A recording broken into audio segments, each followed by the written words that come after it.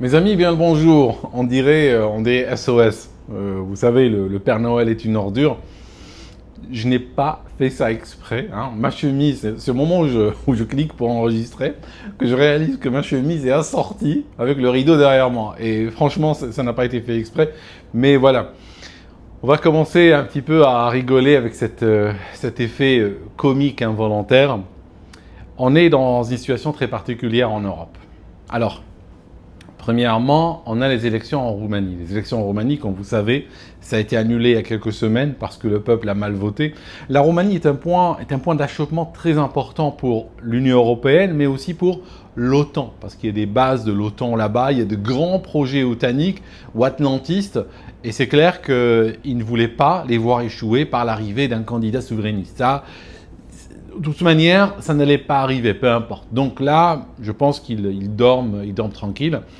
Et bien entendu, ça nous rappelle un peu les élections où Trump avait perdu. Perdu contre Biden, ça signifie que Trump était donné gagnant, parce qu'on avait dépouillé une grande partie des suffrages. Donc voilà, on voyait que la majorité des gens votaient pour Trump et une minorité pour Biden. Donc forcément, on va ouvrir d'autres sacs et on trouvera à peu près le même schéma qui va se reproduire, n'est-ce pas? Et puis soudainement, les choses sont inversées. À la brutale, on a le renversement d'épaule et puis Biden arrive en tête. On ne sait pas comment. D'ailleurs, Biden, si vous avez regardé les news, ils disent qu'il a un cancer de la prostate à un état avancé. Il a touché même les os et tout ça, donc très métastatique et tout. Donc c'est assez, c'est assez délicat pour lui. Mais par contre, juste au passage, hein, je vais peut-être me faire accuser d'insensibilité, mais bon, c'est des gens qui sont à très haut niveau et leurs décisions impliquent nos vies au jour le jour, n'est-ce pas? Donc on est en droit de commenter de cette manière-là. C'est que si vous regardez, personne ne comprend comment le cancer de Biden est si avancé. Parce que juste à l'époque des élections, hein, qui n'est pas très loin, il y a quelques mois seulement, on est en début à fin d'année dernière, grosso modo, il y avait des élections aux États-Unis. Il a passé un check-up médical comme tous les candidats doivent passer une visite médicale. Il n'avait rien trouvé à cette époque-là. Donc tout le monde dit, ok, il a un cancer aujourd'hui avancé, d'accord, on n'y pas. Mais s'il l'a aujourd'hui et s'il est avancé à ce stade, ce qui était déjà visible longtemps avant, c'est que ce genre de cancers sont décelables par de simples analyses de sang des années avant qu'il n'atteigne ce stade. Donc, ça veut dire quoi? Ça veut dire qu'il avait camouflé la dernière fois. Donc, encore une fois, on voit la capacité du système à dissimuler, à mentir sans arrêt. Et puis, chaque jour, on découvre de nouvelles choses. Donc là, c'était juste entre parenthèses pour vous dire que voilà. Maintenant, par rapport à la Roumanie, ceci est très inquiétant parce que ça veut dire quelque chose. Mais peut-être que je devrais rajouter un ingrédient. Pour rajouter un ingrédient, c'est que aujourd'hui, il y avait von der Leyen, n'est-ce pas, qui était à Londres. Alors, il faut la voir avec Starmer, les embrassades, les câlinous, tout ça. Voilà, elle est venue, ramasser, quoi. Elle est venue récolter, tout simplement. Donc, ce qui se passe, c'est que le Royaume-Uni vient, à ce qu'on sait aujourd'hui, ce qui est confirmé à l'instant où je mets sous presse, vient de signer pour permettre aux bateaux de pêche européens de pays européens de venir pêcher dans les eaux britanniques pendant les 12 prochaines années. Donc il vient déjà de signer un agrément de 12 ans. Plus d'autres choses, d'autres renoncements, mais globalement, ce qu'il cherche à faire, c'est à revenir sur le Brexit. Et ce qu'on voit aussi, c'est que l'Union européenne ne connaît pas le mot non. D'accord? L'Union européenne n'a aucune intention aujourd'hui de respecter les avis des peuples. Ça signifie les Britanniques.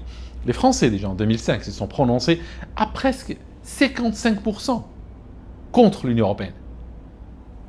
On leur a imposé par la suite. Ils n'ont pas eu le choix. Royaume-Uni, les Britanniques ont voté pour le Brexit. Aujourd'hui, le Brexit est en train d'être démantelé, détricoté, pièce par pièce. D'accord?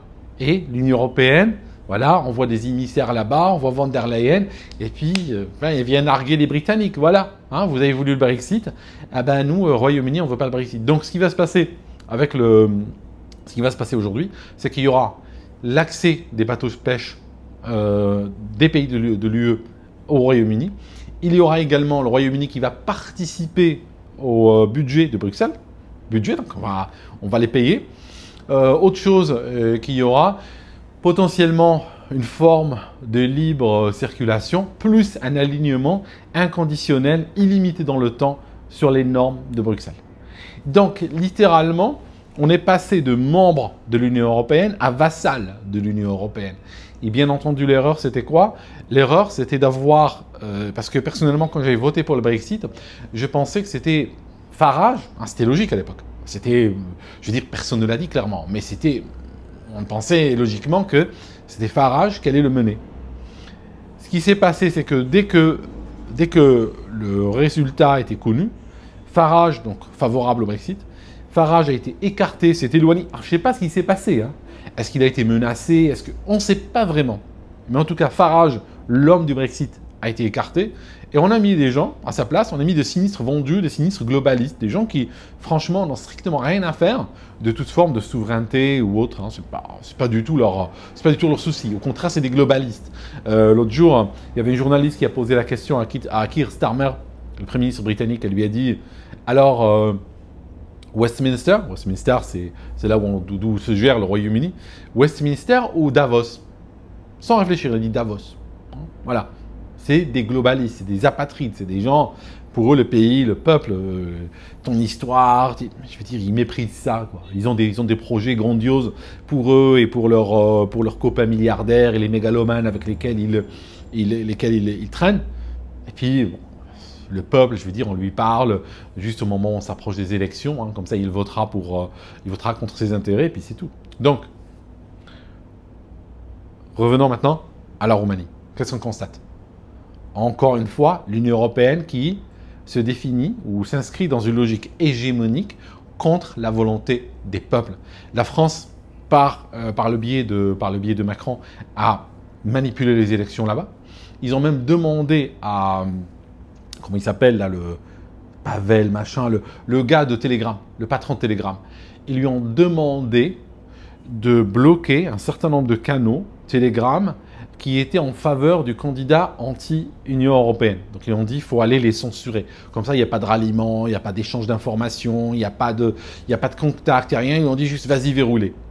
Lui a refusé de les verrouiller et il a partagé l'information sur les réseaux sociaux. Mais vous imaginez, hein, au niveau de la télévision, au niveau des médias, au niveau d'autres médias sociaux, je veux dire, ce genre d'ordres ont été reçus un petit peu de manière large et puis ils ont été très certainement suivis.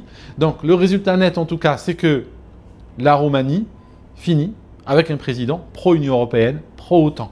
Voilà, terminé. S'ils n'en veulent pas, il n'y a qu'une révolution. Parce que le vote, hein, vous voyez les élections aujourd'hui, en fait c'est comme ça qu'éclatent les révolutions. C'est quand les gens sentent qu'il n'y a plus de représentativité et que vient un moment où ton pays a besoin de toi, ou c'est ton pays seulement quand tu dois verser ton sang ou verser ton argent. Hein. Tu dois payer des impôts, aller mourir. Hein. C'est les deux occasions où c'est ton pays, tu as le droit d'être fier. Hein. Le reste du temps, tu t'écrases. Et en fait, c'est là la réalité aujourd'hui vers laquelle sont en train d'aller ou sont déjà dedans les pays de l'Union européenne. Maintenant, pour finir, un autre pays, la France. Élection en 2027. Qu'est-ce qu'on dit? Hein? Il va se passer quoi? La même chose qu'en Roumanie. À propos, l'Allemagne. Vous savez que l'AfD, Alternative pour l'Allemagne, qui était bien montée dans les sondages avant les élections, mais après les Allemands ont eu peur, hein, on leur a fait le coup du cordon sanitaire, vous savez, le barrage républicain, tout ça, le coup des marmottes, hein, tu fais un barrage, voilà, contre la haine et tout. Ça marchait, mais imaginons que ça n'avait pas marché. Imaginons que les Allemands avaient quand même voté pour Alternative pour l'Allemagne. Les élections, je vous le garantis, auraient été annulées. Parce que c'est bon aujourd'hui. L'Union européenne ne se cache même plus. L'Union européenne, pour chaque vote, elle a une issue qu'elle considère comme l'issue favorable, comme la seule issue acceptable. Si les gens votent autrement, on annule les élections et on tourne la page et on fait revoter jusqu'à l'obtention de résultats escomptés. Voilà. Aussi simple que ça. Donc, en France 2027, qu'est-ce qu'on peut dire? La même chose. La même chose. Je ne pense pas aujourd'hui, tel que je le vois, et tenant compte de ce que... Alors si quelqu'un a une autre opinion, qu'il me le dise, mais me basant sur ce que je vois aujourd'hui de l'Union européenne, qui ne respecte plus l'opinion des peuples, et les avis des peuples, et les choix démocratiques, il est tout à fait clair que les élections 2027 ne seront pas démocratiques. Il est tout à fait clair que s'il y a un clone de Macron qui pointe son nez, il passera. Si c'est quelqu'un qui est contre lui, les élections seront annulées. Ce sera une ingérence russe. Hein, on trouvera, n'inquiète pas. Ce sera une ingérence russe, ça sera un danger fasciste, ça sera n'importe quoi. On annulera les élections si nécessaire. C'est vers ça qu'on est en train d'aller. Mais honnêtement, il y a tellement, je me rappelle l'époque de la crise sanitaire, il y a tellement de gens dociles qui votent comme leur dit la télé. Peut-être que l'Union européenne n'aura pas besoin d'aller jusque-là, mais si nécessaire, ils diront. Donc voilà mes amis, je sais que c'est un constat amer. Quoi dire, je sais pas. Je sais pas.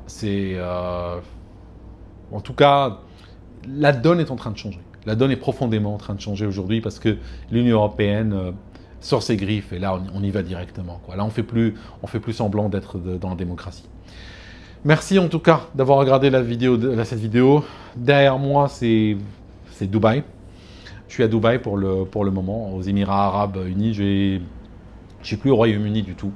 Donc voilà, il y aura peut-être sur le canal Aviation, il y aura quelques vidéos, mais elles étaient préenregistrées déjà.